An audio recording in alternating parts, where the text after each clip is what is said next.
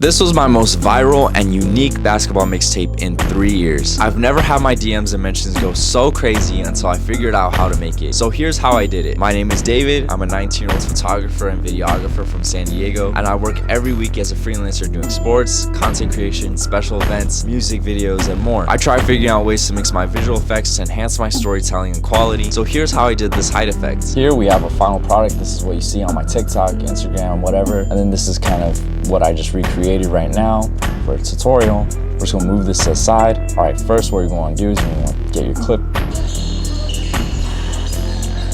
A little bit of a goaltend, but we don't mind it. I'm gonna start it right about there. I'm gonna end it right before the play ends. I'm also just gonna move this a little bit to the side.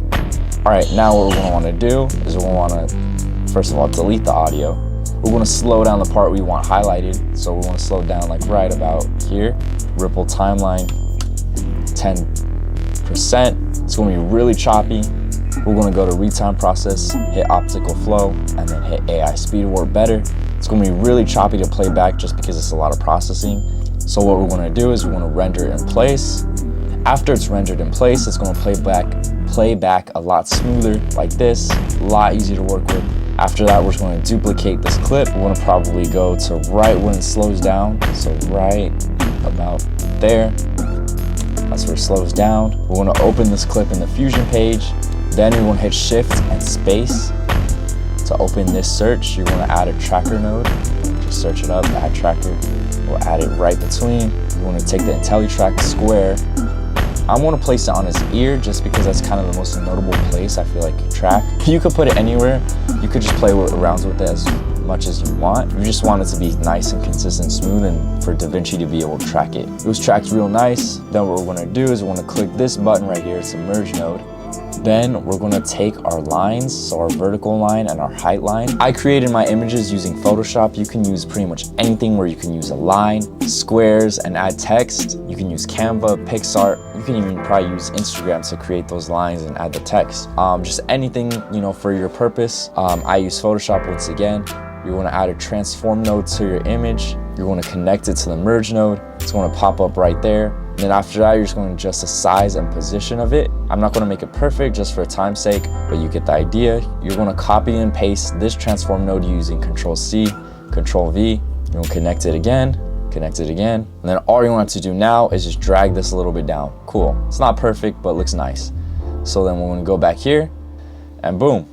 Now you have these parts moving along with your player or whoever you're trying to track. It definitely adds a lot more than just keeping it just still. I feel like if it was still, it would look a little tacky and it just wouldn't work. I actually got the inspiration from the NBA on ESPN, where a player would shoot a three-point shot and they put a little marker on how far that shot was, and it would track the player, which I thought was super sick. I looked for tutorials online, couldn't really find anything. This is definitely sick. You could do this for a lot. It doesn't even have to be dunks, it can be anything. I think it's really perfect to tell a story and grab someone's attention just because it kind of gives you a little something to think about. I mean, players see people dunk every day of their lives, see it all over the internet, everywhere. He's not short, you know, 5'9" is, you know, a good height, but you know, for a basketball player to be able to dunk at 5'9" is crazy, right? You know, just having the vertical there to show that, you know, adds a lot to the video. So obviously, you know, this is the fundamental idea, but you want to clean it up. First, what you're going to do is you're going to split a bunch of single frames and you're just going to delete every other one.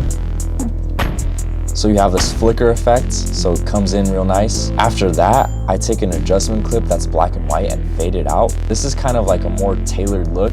Start the video black and white and just fade it out. And then I took another black and white, same thing, just fade it in and out. And then boom, now you have a little bit of, you know, variety, a little bit of contrast. It's a lot of just small moving parts that really tie everything together. One of the last things we're gonna do is we're gonna duplicate this clip again using Alt dragging up on Mac or Option and dragging up on Windows. And then what you're going to do here is you want to go to your magic mask. You want to cut out your player. Very nice and easy. You could click this to see what you've cut out. You want to just simply track it. You'll see that the mask works, but you're going to notice the background's not black and white. So all we're going to do to fix that is we're just going to add an alpha output. This is essentially what cuts out your subject. And then now all I'm going to add is just some exposure, just a bunch of contrast. You're just gonna fade that in so it comes in nicely. And the very last thing you're gonna do is you're gonna take a zoom out adjustment clip. I just made one myself. It's very easy to make. I'll probably do a tutorial on my black and white filter and zoom out adjustment clip in another video. But all it is you're just gonna zoom out using keyframes. Boom, that's it. You now have the intro to one of my most viral videos. Looks just like the original too. Obviously some differences, but I did this in just 10 minutes right now for a tutorial. In fact, it's funny because I spend at least 2 to 3 hours on each video I make. I noticed it didn't matter how beautiful or cool or amazingly color graded my video was. I learned that you need an effect that makes people stop in their tracks and take another look. Drop a follow if you want to see the invisibility effects I did in the same video. Till the next one, peace.